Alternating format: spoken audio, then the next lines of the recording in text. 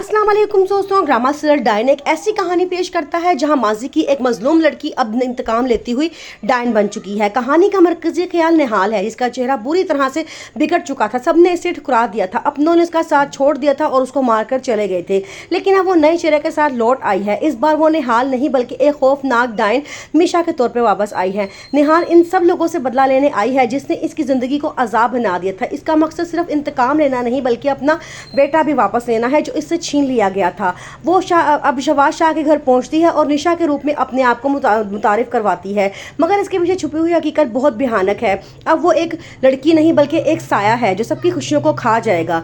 कहानी में दिलचस्पी तब बढ़ती है जब निहाल का माजी एक एक करके खुलता है। वो सबके चेहरे सामने आते हैं जिन्होंने इसके साथ ज्यादती की थी। ड्रामा ना सिर्फ एक रूहानी बल्कि मावराई माहौल पेश करता है जबकि इंसानी नफ्सियात, इंतकाम और माँ की ममता जैसे जज्बात को भी खूबसूरती से उजागर किया गया है। निहाल को डॉक्टर साहब कहते हैं कि आज से तुम्हारी नई जिंदगी का शुरुआत हो रहा है, लेकिन तुमने एक बात हमेशा याद रखनी है, कभी भी जवाद शाह को नहीं पता चलना चाहिए कि तुम निहाल ही हो।